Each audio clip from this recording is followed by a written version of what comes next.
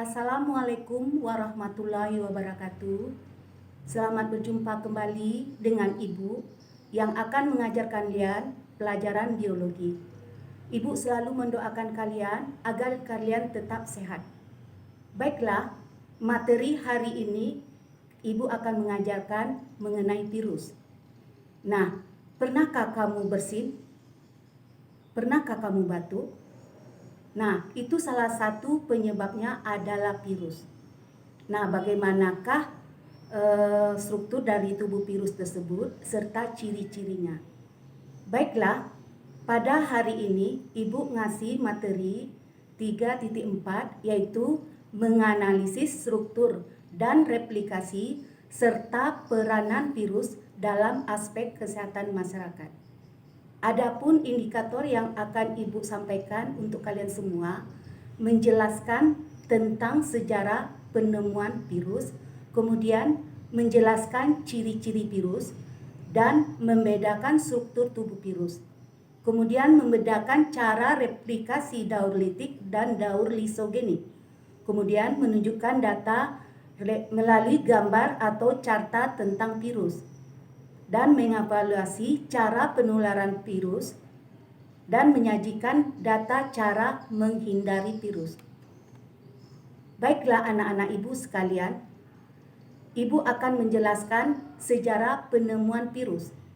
Sejarah penemuan virus diawali oleh Adolf Meyer yang melakukan penelitian tentang penyakit pada tanaman tembakau.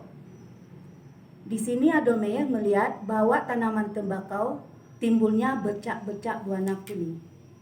Nah, kemudian Dmitri Ivanovsky mengatakan partikel yang menyerang tembakau tersebut itu disebabkan bakteri patogen yang berukuran sangat kecil atau zat asil bakteri tersebut.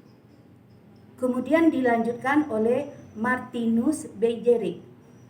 Martinus Beijerinck mengatakan partikel menyerang tembakau dapat hidup berkembang biak pada tanaman tembakau tetapi tidak dapat hidup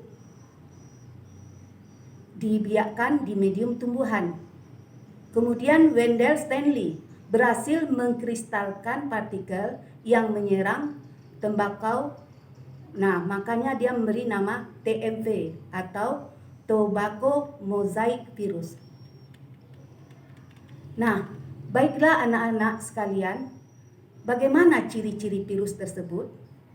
Ciri-ciri virus yang pertama, hanya memiliki satu asam nukleat saja, yaitu DNA atau RNA. Kemudian ukurannya yaitu antara 25 sampai 300 nanometer. Selanjutnya, tubuh virus tidak berbentuk sel dan virus hanya dapat hidup dan berkembang biak pada sel hidup. Virus memiliki beberapa bentuk tubuh yaitu bulat, batang, bentuk T, dan silinder. Nah, coba kamu perhatikan tubuh virus. Yang pertama itu disebut dengan kapsid. Kapsid merupakan lapisan pembungkus tubuh virus yang berfungsi memberi bentuk tubuh virus dan melindungi virus dari kondisi lingkungan sekitarnya. Yang kedua, kepala virus berisikan materi genetik asam nukleat yaitu DNA atau RNA. Dan yang ketiga, adanya ekor. Ekor merupakan bagian tubuh virus yang penting untuk melekatkan diri dengan sel inang serta memasukkan bakteri genetik virus ke dalam sel inang tersebut.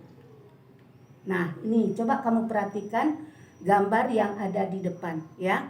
Ada kepala, kemudian ada kapsid, ada ekor. Nah, itulah bentuk dari struktur tubuh virus. Nah, coba perhatikan gambar yang ada di depan. Kita lihat ada bentuk-bentuk tubuh virus. Nah, kamu perhatikan bentuknya ada seperti bola itu. Ada HIV, hepatitis B, Ebola, adenovirus, influenza, dan bakteriofag. Nah, inilah bentuk-bentuk dari virus. Nah, sekarang kita masuk replikasi atau reproduksi virus. Reproduksi virus, virus hanya bisa bereproduksi di dalam sel atau jaringan yang hidup. Reproduksi virus terjadi dengan cara penggandaan materi genetik inang yang disebut replikasi. Virus membutuhkan bahan-bahan dari sel makhluk lain untuk bereplikasi atau bereproduksi. Replikasi virus secara umum terbagi menjadi dua, yaitu siklus litik dan siklus lisogenik. Nah, bagaimana siklus litik? Siklus litik itu ada tahapannya. Yang pertama, adsorpsi. Adsorpsi merupakan penempelan virus pada sel inang. Kemudian, penetrasi.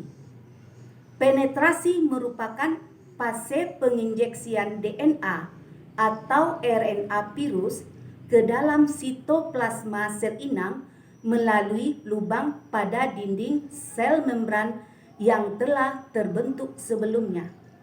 Kemudian, eklipase. Eklipase merupakan fase DNA atau RNA dan protein virus yang baru. Kemudian, perakitan merupakan fase pembentukan virus-virus baru dari komponen yang telah dibentuk sebelumnya. Dan yang kelima, lisis merupakan fase pemecahan sel inang dan keluarnya virus-virus baru yang telah terbentuk.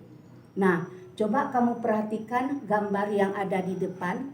Ini adalah bagaimana replikasi secara litik. Ada absorpsi, ada penetrasi, replikasi, perakitan, dan lisis. Nah, inilah reproduksi secara litik. Nah, kemudian replikasi virus yang kedua yaitu dengan siklus lisogenik. Nah, tahapannya sama.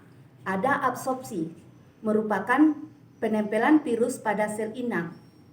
Kemudian penetrasi, merupakan fase penginjeksian DNA atau RNA ke dalam sitoplasma dari sel inang melalui lubang pada dinding sel membran sel yang telah terbentuk sebelumnya. Kemudian adanya penggabungan DNA atau RNA virus bergabung dengan materi genetik sel inang membentuk profag. Selanjutnya pembelahan. Pembelahan sel inang yang melakukan pembelahan menyebabkan profag ikut membelah juga dan menghasilkan dua sel anak dari inang yang terinfeksi profag. Selanjutnya ada sintesis, perakitan, dan lisis.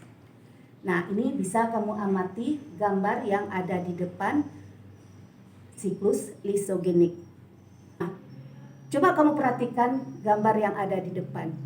Sini ada virus corona, ya.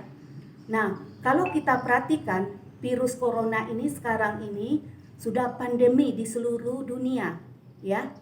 Nah, bagaimana cara penularan penyakit yang disebabkan oleh virus corona atau COVID-19? Cara penyebaran virus corona yaitu melalui tetesan air liur atau droplets atau muntah, vomit test, dalam kontak dekat tanpa pelindung.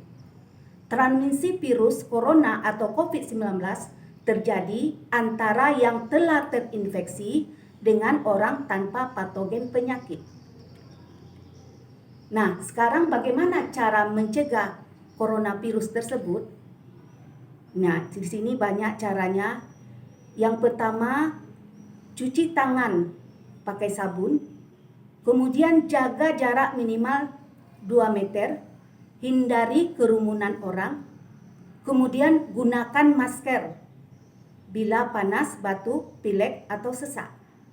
Hindari jabat tangan dan kontak dekat. jangan menyentuh muka, terutama mulut, hidung, dan mata. Bila batuk, tutup mulut dan hidung dengan tisu atau lengan. Laporkan riwayat bila pergi ke wilayah terjangkit atau kontak dengan penderita virus. Nah, ini adalah saran ya untuk kalian untuk menghindari penyakit virus. Nah, sebenarnya selain corona, ada lagi penyakit-penyakit virus lainnya. Seperti yang kita lihat dalam kehidupan sehari-hari, misalnya flu, ya. Kemudian adanya cacar. Nah, untuk merangkum materi kita hari ini, Ibu akan mengasih tugas kepada kalian, yaitu kamu cari peranan virus yang merugikan, ya. Salah satunya corona yang udah Ibu jelaskan.